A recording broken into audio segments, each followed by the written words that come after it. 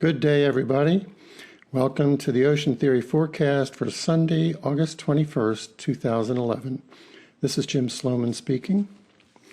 Well, there's certainly been no shortage of dramatic events in recent days and weeks in the financial world.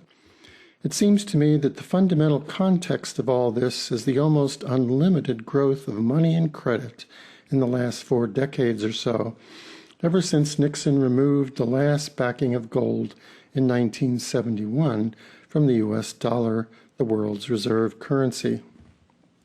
Of course, like any train leaving the station, it took a while for gargantuan money and credit creation to really get going.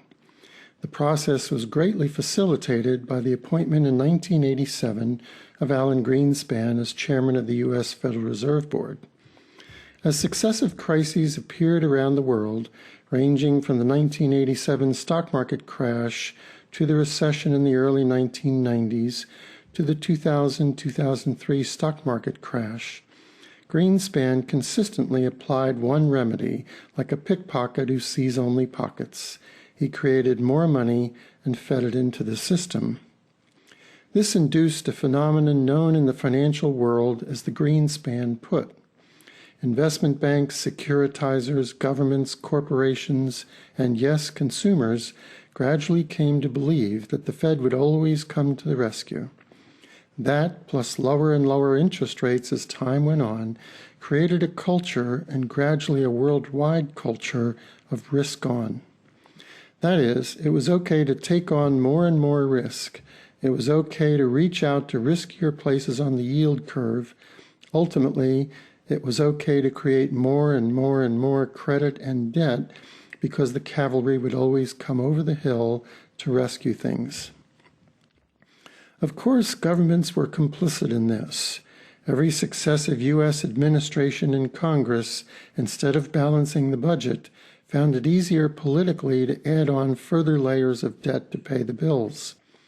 Operating in the risk-on culture, laws and regulations that had been put in place after the Great Depression were gradually dismantled.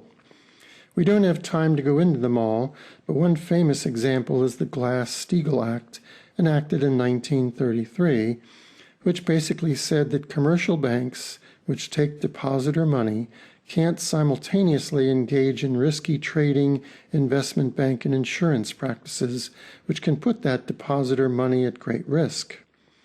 This act was repealed in 1999, just in time for the George W. Bush years when financial regulations of all kinds were further dismantled.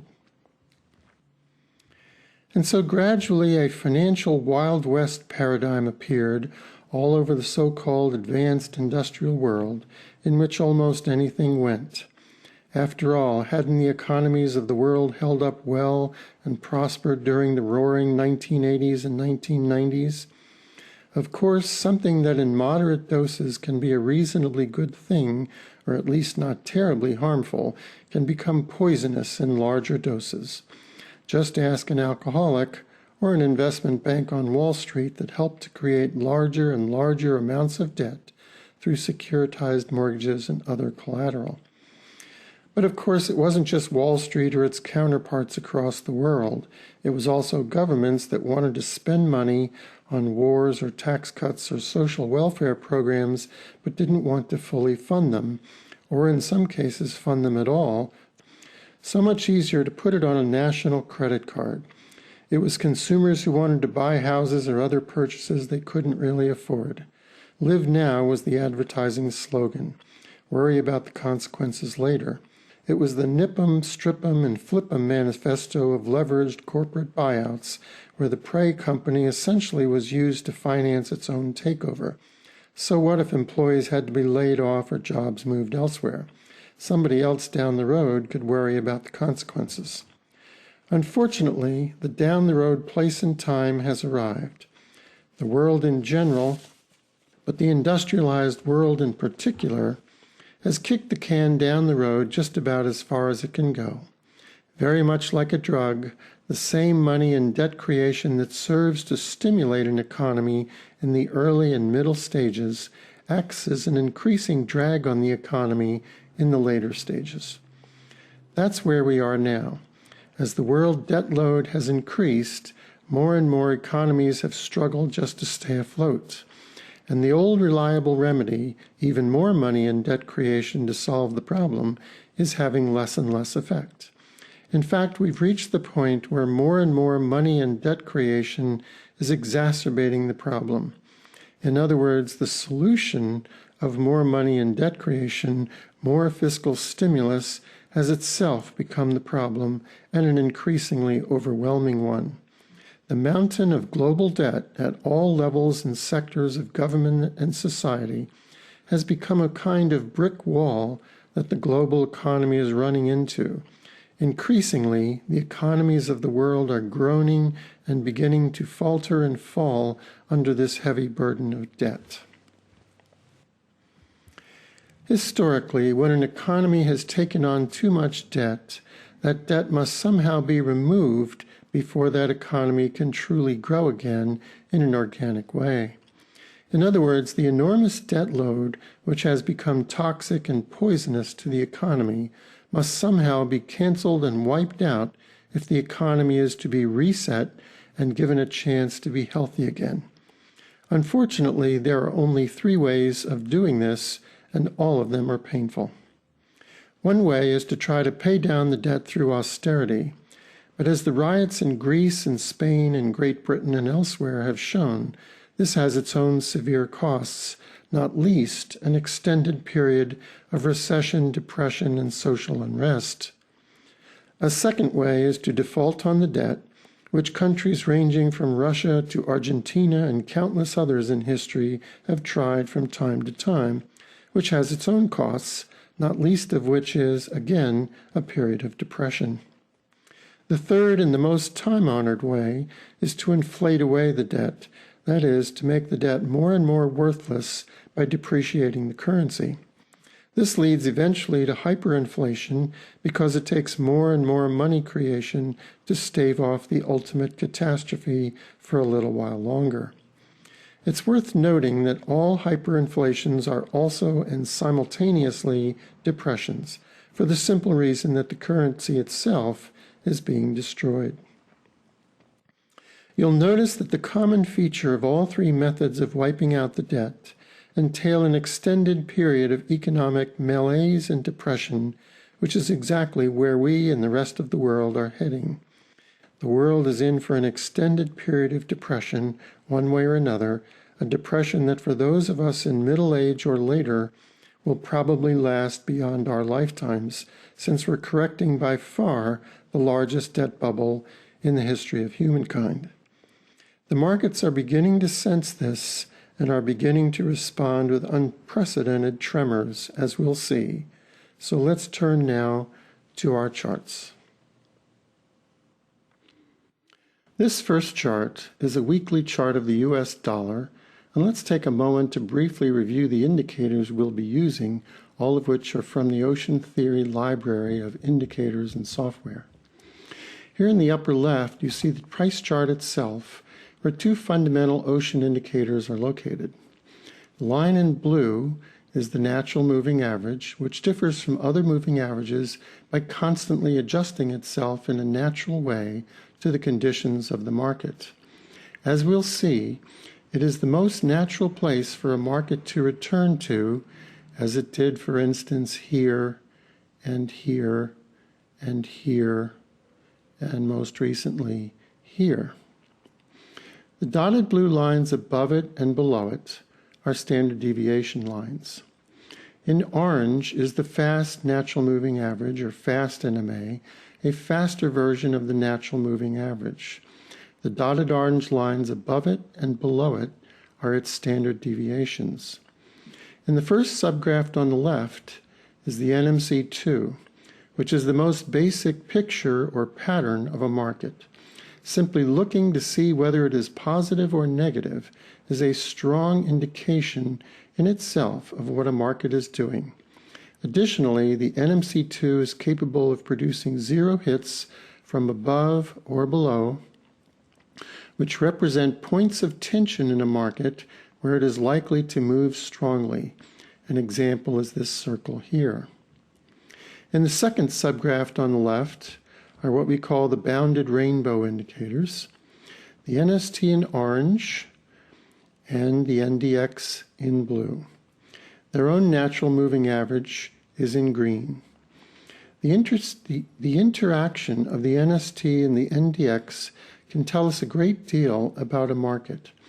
One example is when they come together and form a singularity, as they do in the white circle. That also indicates a point of high tension in a market where it is likely to move strongly. In the third subparagraph on the left is the NMC, which is a naturally faster version of the NMC2. It is also capable, among other things, of producing zero hits from above or below, or of near misses, as in the circle, which can be almost as revealing as a zero hit itself. At the upper right is another chart of price with some different indicators on it called the triple STX. The light blue line in the middle is the standard STX, which, believe it or not, is performing over 1 million calculations per bar to bring you its results. It was originally designed as the ultimate stop placement mechanism, balancing the competing demands of wanting to stay in the trade for maximum profit and wanting to get out of the trade or investment if it will produce a loss. The STX still performs that function admirably, as you can see from the rise on the left here, where it stayed under the move the whole time and giving it more or less room as conditions warranted. The purple line is the slow STX, which is a slower version of the standard STX. The orange line is the slow STX, which is a slower version. The orange line is the fast STX, which is a faster version of the main STX. And the interactions of the three STXs are also very revealing. All of this is covered in Ocean educational videos, which can be found in the Ocean pages on the manyblessings.net website. By the way, for this particular ocean theory forecast, we have left off another part of the triple STX called the shadow, so that you can more clearly see the workings of the STXs themselves in this instance. In the first subgraph on the right, we have what we call the component 4 line, which is based on STX technology. The interactions of these 4 lines, which include the zero line, can be extremely revealing. One thing in particular to look for are, again, what we call singularities, where 2 or more lines come together in or near a single point. Singularities can be 2-line, 3-line, or 4-line. The larger the number of lines in a singularity, the more important it is, and the more it tends to produce notable moves. In the first subgraph on the lower right, I've combined in the final subgraph at the lower right, I've combined 2 indicators from Ocean Pro, which is 1/2 of the complete Ocean Master software. That is, Ocean Pro is 1/2 of the complete Ocean Master software. One of the indicators is the BTX2 line, which itself has 2 parts. The green line represents the bullish energy or thrust in a market, and the red line represents the bearish energy or thrust in a market. Each of these lines has its own natural moving average, right here for the green, right here for the red, and its upper standard deviation in similar colors. Also included in this subgraph is the BTX1 line in orange. The BTX1 line represents the overall energy or thrust in a market regardless of direction. Again, this indicator, as well as others in the Ocean Theory Library, differ from other indicators because they are constantly adjusting themselves in very sophisticated but natural, relatively non-arbitrary ways to the varying conditions of the market they are representing and illuminating. I have combined the BTX2 line and the BTX1 line indicators today because they can shed light on each other in this way, as we'll see. Now let's see what we have. We now continue with our weekly chart of the dollar. I've drawn two magenta lines showing a declining wedge, which usually resolves to the upside, and it may very well do so this time, although most likely not right away. Why do I say that? First, notice that price is below both of its natural moving averages, and that the fast NMA in orange is below the NMA in blue. That's bearish. Second, take a look at the NMC2 in the first subgraph. Remember, this represents the basic shape of a market. Notice that the NMC2 is moving horizontally, oscillating below zero between its fast and regular NMAs. Sometimes it's thought that the NMC2 must be moving down for a market to be bearish. Not true. If it's below zero and moving horizontally, that is representative of a market that is continuing to be bearishly inclined. Next, take a look at the bounded rainbow indicators in the second subgraph. Notice the singularity inside the horizontal white circle and the subsequent move down and then horizontally. Observe too that the NST in orange is staying below the NDX in blue. That's bearish. In the third subgraph, we see that the NMC has been creating a series of zero hits from below, a phenomenon we call a dinner bell because of its repeated warnings. Now let's look at a selection of indicators from the Ocean Pro library on the right side. Notice that price has been staying well below. Notice that price has been staying well below its slow STX and is currently, in fact, below all three of the STXs, bearish. In the first subgraph, see how the component 4 line is actually in a negative fan formation where the 4 line in blue is below the 3 line in green, is below the 2 line in orange, is below the 0 line in white. Because the lines are so close together and not too far below zero, it's not a strong bearish signal, but it is a bearish signal nonetheless. Finally, in the second subgraph, the red bearish line from the BTX2 line is dominant, meaning that it's above the green bullish line. It's not all that far above it, so it's not all that bearish at the moment, but still, it's bearish. The most likely outcome is that the dollar will travel to the bottom of the falling wedge and then start ascending from there. This prognosis is supported by other indications not covered here.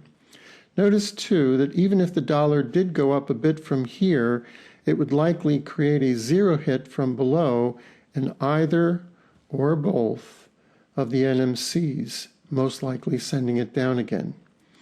The first sign that this is changing would be a move above its STXs and a cancellation of the negative fan formation to neutral in the component 4 line.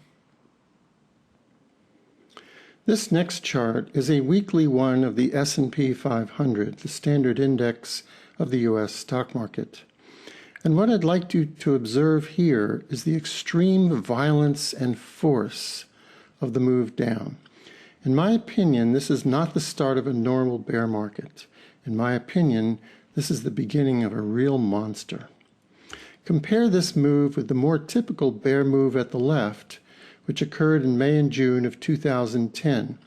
This more typical bearish move had a more tentative look.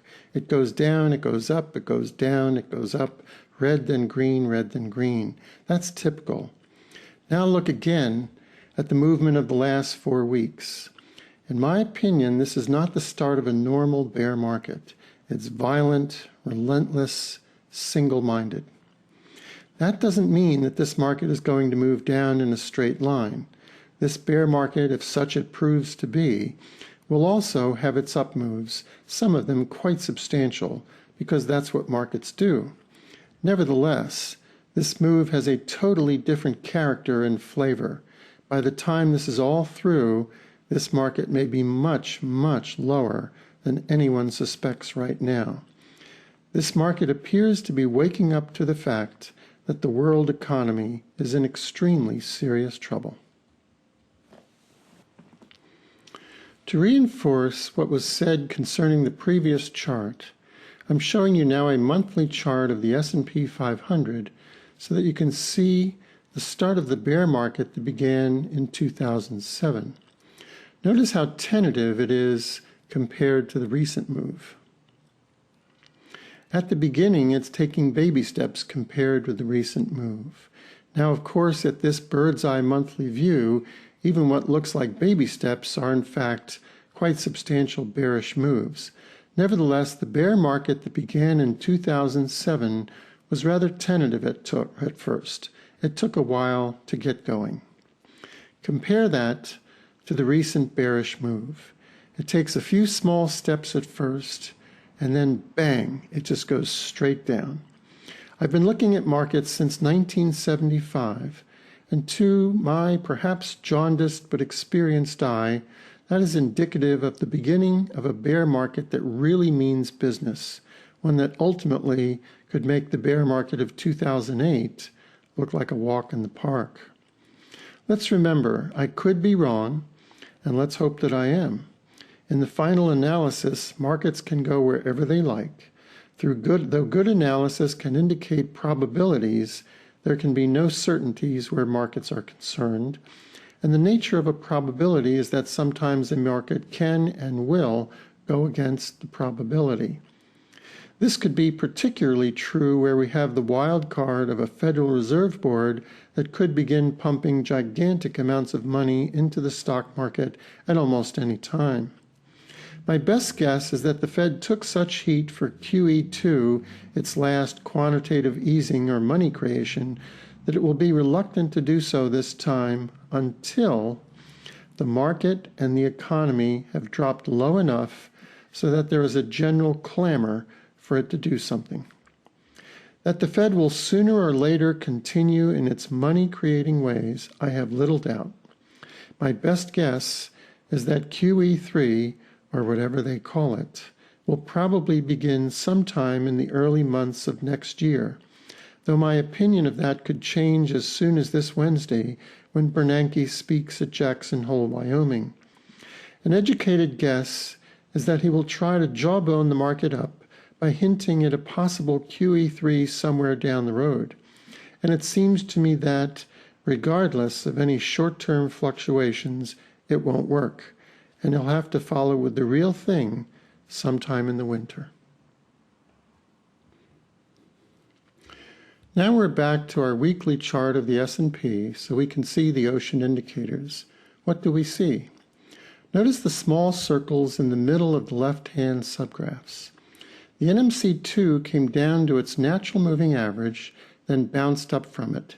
At the same time, the NDX in the second subgraph moved down to its natural moving average and bounced up from it.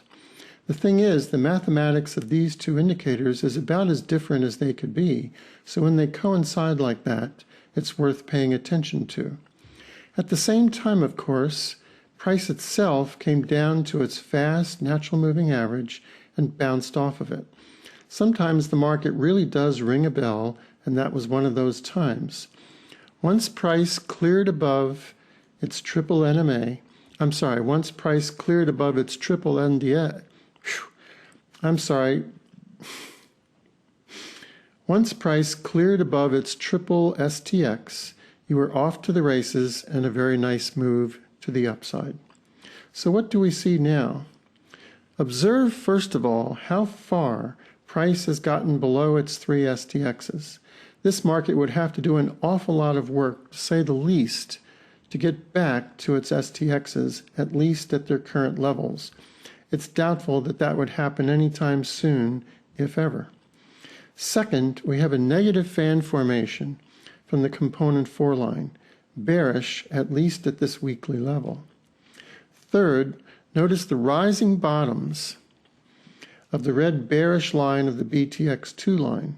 That indicates a market that, at least from a long-term bird's eye perspective, is most likely just getting started on the downside. This is reinforced by the fact that even after this dramatic down move, the BTX1 line, right here, has just cleared above its threshold line of 35. I'm not sure I've ever seen a market like this. It feels like I'm standing on the shore and seeing a giant tsunami in the distance. Of course, I could be wrong. On the left-hand Ocean Classic side, see how this NMC2 in the first subgraph and the NST in the second subgraph both were deteriorating badly while price was essentially moving horizontally. That was also ringing a bell about what was coming. What's most likely now? The first real support comes in at about 1060 on the S&P. From there, the market is likely to bounce up a bit and retrace a good portion of this initial down move, perhaps doing a 50% retracement to the 1215 area or so before resuming its down move.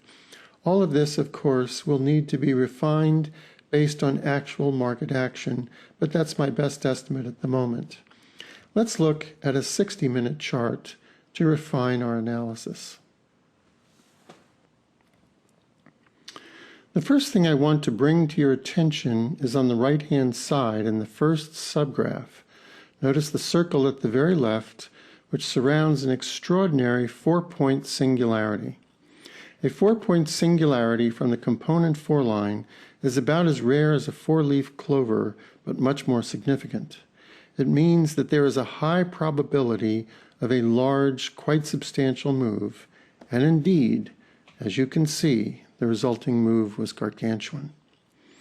Then, just in case the first signal was missed, the component 4 line reinforced it a short while later with a triple-point singularity that just missed being a 4-point singularity. You can see that in the second circle here. Then, as the market reached a temporary bottom on August 9th and price moved essentially horizontally, the component 4 line moved up sharply, indicating that the market was likely to move up over the very short term, which it did. At the same time, the NMC2, the bounded rainbow indicators, and the NMC itself, the 3 subgraphs on the left, were also showing a pronounced positive divergence, moving up strongly while price was moving essentially sideways, indicating this up move here. So what do we see now at this lower time frame? For those looking for a ray of hope, they could find it perhaps in the positive divergence being shown by the component 4 line now, as well as the fact that price has reached a support area in the 1120 zone as shown by the horizontal blue line. But though the market could enjoy a slight bounce here, I think it more likely that it will continue down a bit before it can bounce. Why? Look at the NMC2, the basic shape of a market. It's still heading down, though not at a rapid rate, and is not only below zero, but also below both of its natural moving averages. Look at the NMC in the third subgraph. Its 2 natural moving averages have formed a shelf, and the NMC is staying below both of them. On the right-hand side, price is staying below all 3 of its STXs, and the green bullish line of the BTX2 line is now fast asleep and showing no sign of recovering yet. Perhaps we'll get a little bounce here, but I wouldn't count on it.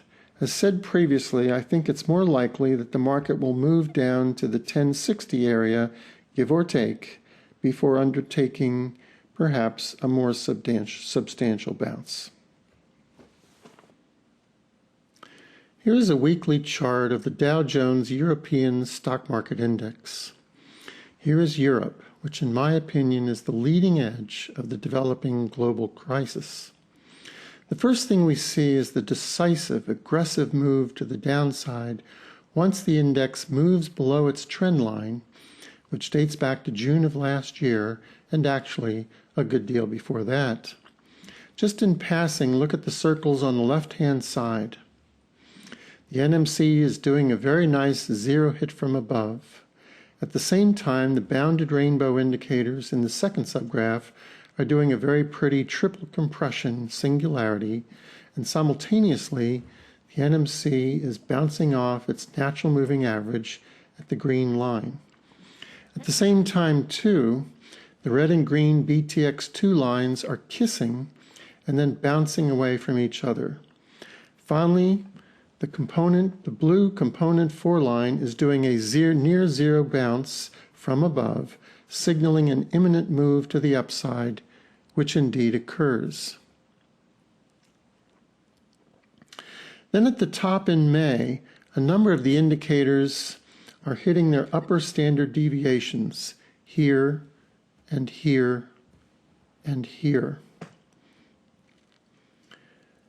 And the cherry on the sundae, the NDX, is bouncing down from its natural moving average.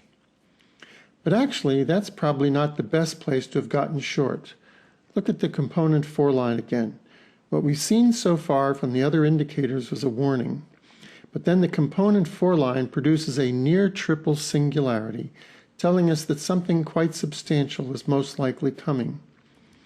Once the NST then passes below the NDX on the left, and the BTX2 lines cross on the right, the setup is complete.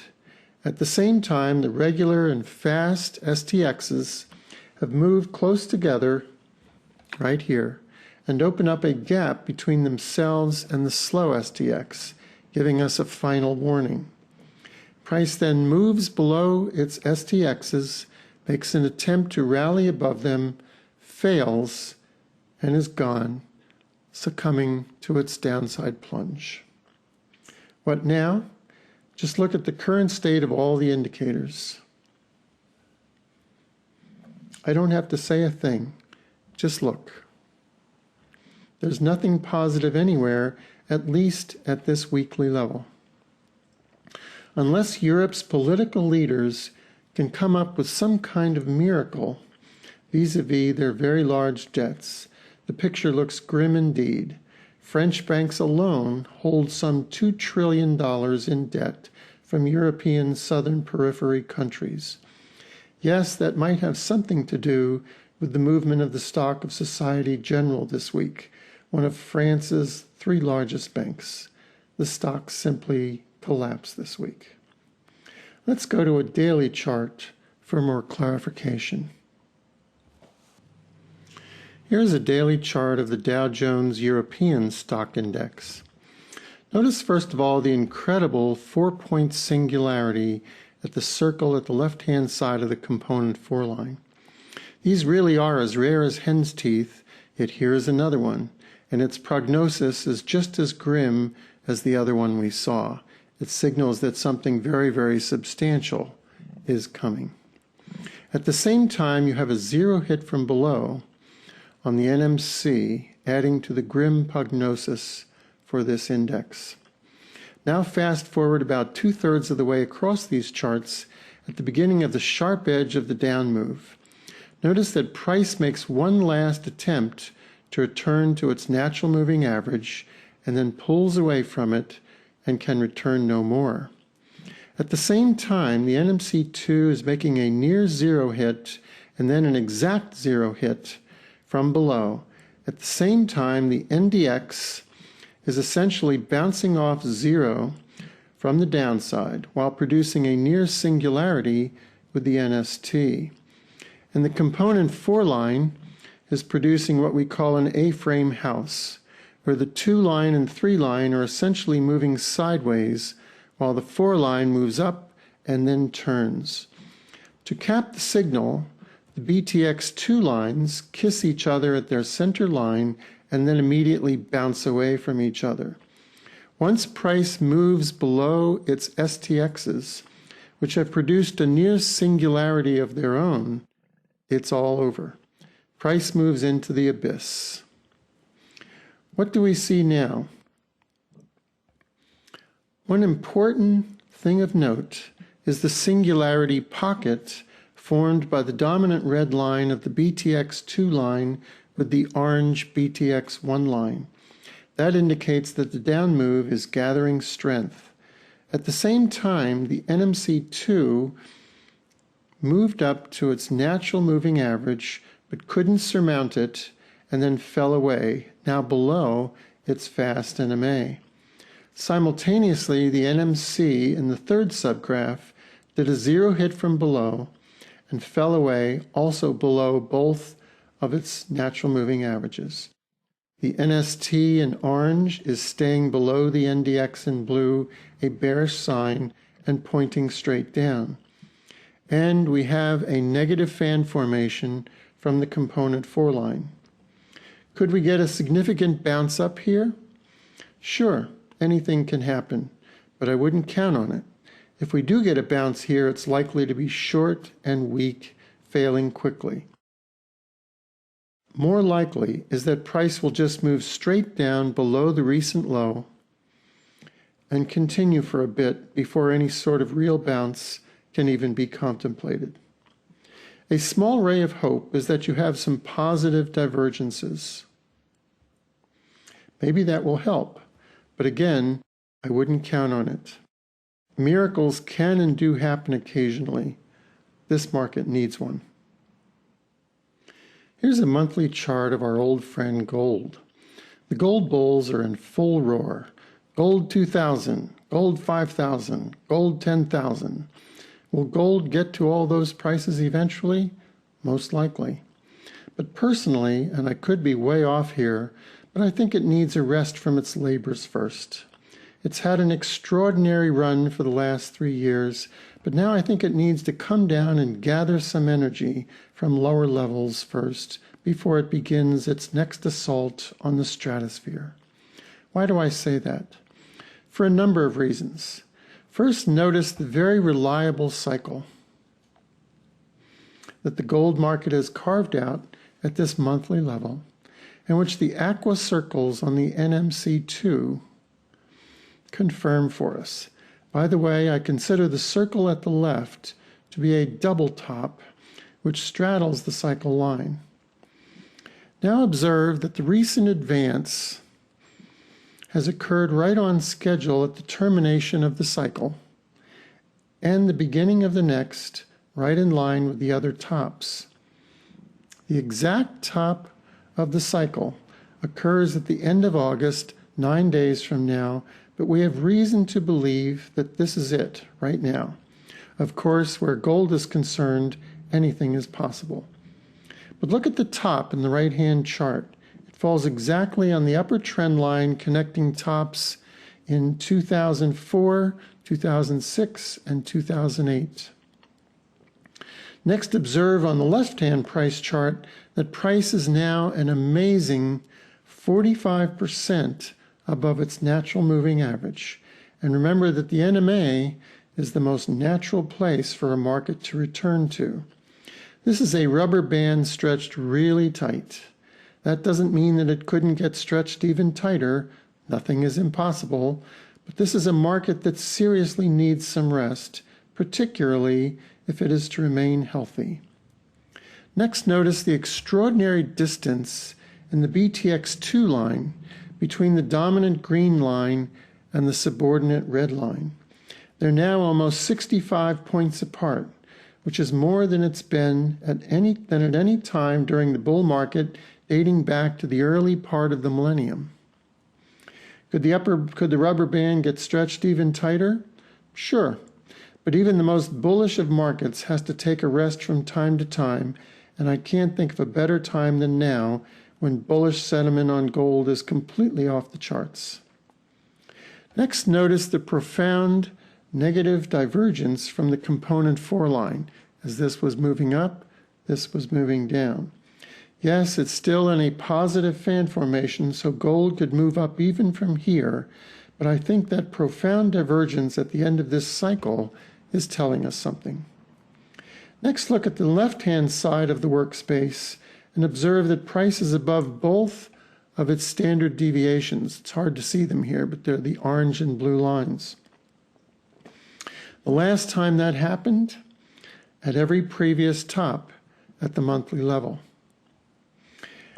Going above its upper SDs is also something that's happening to the NMC2 and the NMC tools.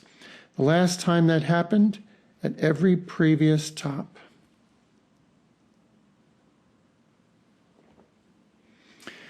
Let's go down now to a lower time frame for more clarification.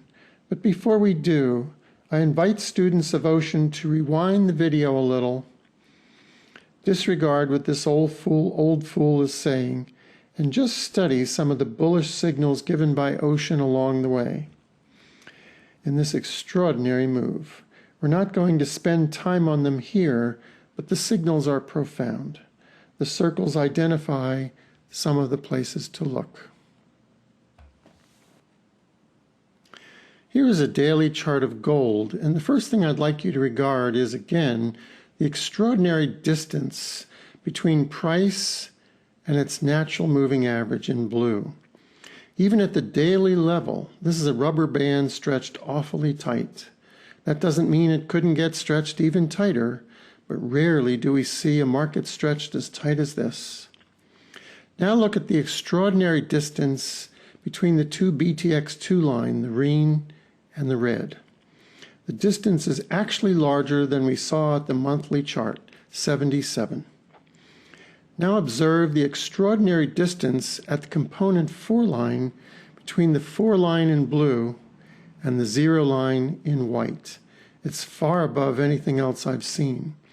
The sense of being stretched to the max and beyond is what we saw at the sense of being stretched to the max and beyond that we saw at the monthly level is being duplicated at the daily level. To use another metaphor, when a balloon gets blown up this far, it doesn't take much to pop it. Next, notice the negative divergence between price and the 4 line of the component 4 line. While price has been making a higher high, the 4 line has been making a lower high. Now look over at the left-hand side of the workspace. Notice how not only price, but both of the NMCs have violated their upper SDs for the second time in 7 trading days. Maybe gold will rise from here, as all the rampaging bulls are saying, but somewhere in here gold will have to, in my opinion, take an in-breath to match its amazing out-breath. Can a person live on just out-breaths with no in-breaths? Maybe, but I haven't seen it. In passing, take a moment to observe the standard STX in light blue during the rise in July and August so far. Notice the fidelity that the STX preserved, following price but giving it just enough room to avoid getting caught. And notice too that the STX at 1784 is almost the same as the fast NMA at 1773. If gold does indeed take a rest from its advance here, that should be the first brief resting place on the way down. How far down? If the market is to remain truly healthy, it should return to its monthly NMA at 1278. Note that that would not in any way negate gold's bull market. It would also return gold to approximately the center line of its advance on the monthly chart. That would also be healthy and allow gold to gather some energy for its next assault on the heights. Now we turn to the silver market. Here is a monthly chart. Observe that silver is also potentially reaching the end of a cycle, but doing so with an early top followed by a secondary top which is not as high as the first. Silver also badly needs a rest after its 500% advance from the lows in late 2008. Again, silver does not have to do this, since any market can follow its own rules at any time, but the silver bull market will be far healthier if it does so. Notice that silver's top so far fell exactly on the top trend line stretching back to 2004 and before, with another top in 2006 falling right on the trend line. This would be a logical time for silver to take a rest and return to its roots to gain some energy. Look at silver in its natural moving average and perceive with amazement that at its top of nearly 50, that silver was more than 100% above its natural moving average. If that isn't a rubber band stretched to the breaking point, then I don't know what is. Doesn't mean that silver couldn't go higher from here. Anything's possible in markets, but it will be living in an alternate universe if it does. Back in this universe, look at the distance in the BTX2 line between the green dominant line and the red subordinate line at the top. The distance was 77, about the same as gold. In both cases, about the highest I've ever seen. Moreover, silver was making a lower high while gold was making a higher high, a negative divergence. While we're at it, look at the rarefied air that the 4 line and the component 4 line is breathing. It's not only way above the 0 line, but also way above the green 3 line. That kind of huge gap is not healthy. It's very likely that those lines will come together for a while before they move apart again. Indeed, they're already doing so. Next, observe that both the NMC and the NMC2 both went above their respective SDs and went far above them. That's usually the kiss of death. If that isn't enough for you, look at the bounded NST rainbow indicator. See those red dots? That means that this indicator is at or above 90. It's literally a flashing red light, indicating that a market has reached truly nosebleed territory. Finally, notice that price itself at the recent top was far, far above its blue dotted line, which is the upper standard deviation for the natural moving average. Does all this mean that silver couldn't move higher from here? Nope, it doesn't. But let's put it this way. It will be defying the laws of market physics and ocean theory gravity if it does. Maybe all those heavy-breathing silver bulls talking about silver at 75, 100, and 200 and so forth will be right. I think they will be eventually. But to this curmudgeon at least, I don't think the time is just yet. While we're at it, notice the very nice pocket formed in early 2010 from the green line of the BTX2 line and the orange BTX1 line, signaling the advance was about to resume. This, of course, continued a series of singularities and zero hits from the NMCs and the bounded rainbows shown in the circles. And not to be outdone, the STXs themselves formed a triple singularity in mid-2009, just as the advance began to move into 5th gear. And of course, the component 4 line moved into positive configuration at the same time. Must have been a coincidence. Here we have a daily chart of silver. Note first of all that price is well above both of its upper SDs, even here at the daily level. Notice second of all that silver is in a rising wedge and has just touched a well-formed rising trend line. Such wedges are not infallible, but are among the most reliable technical indicators from classical technical analysis. Advancing wedges like this usually resolve to the downside.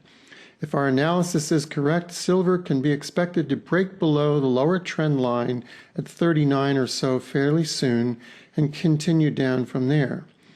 As we've said before, if silver is to remain healthy, it will probably return. As we've said before, if silver is to remain healthy, it will probably return to its natural moving average in the mid-20s, which is also approximately where the center line of its bullish advance is located. What else? The bounded NST rainbow indicator is showing a negative divergence, even as silver was making a nominal new recent high. Now look at the component 4 line. It is no longer, in fact, in a positive fan formation, always a warning sign in a bull market. And it seems remarkably anemic for a market that's supposedly going straight to 100 from here. I believe it will eventually, but for now, color me dubious. Also note that the NMC has just reached its upper SD for the 3rd time in a month. I'm just superstitious enough to think that the 3rd time is the charm. In this instance, perhaps an unlucky charm. Finally, look at the NMC2, the basic shape of a market. It also looks remarkably anemic. Put this patient to bed. It's been running a high-grade fever and needs a rest. Of course, I could be wrong. As my friends like to point out, it wouldn't be the first time. Now we come to a weekly chart of copper. Why are we showing copper? Because copper is sometimes called the market with a PhD in economics. It is a very reliable indicator of how the economy in general is doing because copper is used extensively throughout the economy in electricity, in telecommunications, electronics and computers, in construction, in all sorts of infrastructure, and in heavy industry. It is endemic throughout the economy. So how is copper doing? Look at the right-hand side of the workspace and observe that copper has fallen definitively through a long-term trend line. Never a good sign. But that's just the beginning. Copper is also decisively all below all 3 of its STXs, which have formed a ledge together at about $4.31. It's going to be very difficult for copper to rise above that ledge, which puts a kind of upper boundary on copper. Not impossible to surpass, but difficult. So already we have a bearish bias. To compound that bearishness, notice that the triple STX has come together in a 3-point singularity just 2 weeks ago. The meaning of that is that a big move is probably coming, and from various indications we think that move will be to the downside. To complement that, note too that the green bullish component of the BTX2 line just formed its own singularity with the BTX1 line in orange, and then repelled away from it to the downside, while the red bearish line is crossed above the green line and is rising strongly. Notice too that the component 4 line has just formed an A-frame house, and the 4 line in blue is now falling strongly. Not good. Now look at the left-hand side of the workspace and put your attention on the natural moving averages. Notice that price, which moved down to its NMA in late April, was contained by the NMA and then moved above it, but has now moved down below it, another unsettling sign. At the same time, the NMC2 moved up to its own natural moving average and then bounced down strongly away from it and below 0. Remember, this is the basic shape of a market, and it is now below 0 in both of its natural moving averages. The bounded rainbow indicators have joined together and are pointed straight down. In this configuration, they can move down very rapidly to much lower levels. Our one ray of hope is the NMC, which has moved down to its lower SD and actually turned a little. So maybe we'll get a little bounce up here. But the operative word there is little. Price wouldn't have to move up very far before it would create 0 hits from both the NMC and the NMC2, which would tend to send it hurtling down from there. Not to mention that price, if it moved up, would soon run into its lower trend line, and just above that, the ledge formed by the triple STX. If price does manage to move up, it's going to run into a figurative brick wall quite soon. That doesn't mean that it's impossible for price to continue up from there, but the possibilities don't look promising. The path of least resistance is down. Now let's look at a daily chart of copper for further clarification. Here is a daily chart of copper. Just look at the left-hand side for a moment. Note that both of the NMCs, as well as the bounded rainbow indicators, are moving sideways below zero. To reiterate, these indicators do not have to be moving down to indicate bearishness. It is sufficient for them to be moving horizontally below zero to indicate continued bearishness, though it does convey that the market is not yet accelerating. And note that at this daily level that the fast NMA in orange is below the natural moving average in blue, and that price is also below both. Also not a great sign. Also of note on the right-hand side is that price is below all three of its STXs. But that's not all. Observe that the fast STX in orange has moved decisively away from its compatriots, the main and the slow STX, which have moved together. This is a continuation pattern and indicates that this market is much more likely to continue moving down than to do the opposite. As well, notice the component 4 line is in a negative fan formation and also moving more or less horizontally. This does not mean that the market has stabilized. On the contrary, it is a sign of a continuing bear market, which most likely is taking a little rest before continuing downward. Last but not least, notice the BTX2 line. The red bearish line is well above its green bullish counterpart, comfortably dominant, and both lines are moving sideways. Bullish energy in particular is more or less dormant. This is very likely a market with a troubled future. Finally, let's take a brief look at crude oil. This is a daily chart. Focused first on the left-hand side of the workspace, and in particular on the 4 circles at the left. By this time, I don't have to mention the details to you. Just take a good look for yourself. This was the kickoff for the renewed downward move in crude. Now look at the right-hand side of the workspace, and again look at the circles on the left. Note the triple singularity occurring in the STXs as well as the component 4 line. They don't often occur together, but when they do, look out. And notice how the XTXs formed a ledge in early August, and that once price moved below that ledge, it was good night nurse. And what about now? First, direct your attention to the BTX2 line. Observe how the red bearish line formed a pocket singularity with the orange BTX1 line and is now moving up. Decidedly bearish. As if that weren't enough, note how the green bullish line came up to its moving average and then bounced down away from it. More coal on the bearish fire. The component 4 line just formed a negative fan formation. Not a good sign if you're clinging to a bullish outlook. Price is below both of its NMAs, and the fast is below the regular NMA. The NMC2 moved up to its natural moving average, couldn't surmount it, and bounced away to the downside. Both of the bounded rainbow indicators are pointing down. If you're looking for the bullish needle in the haystack, I suppose you could find it in the NMC.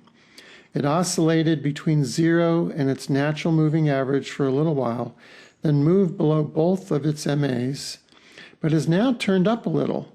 Not only that, the NST is still above the NDX. More bullishness. Hey, let's load up on the long side. How far could this market move up if it does? Probably not farther than its STX at 85.80.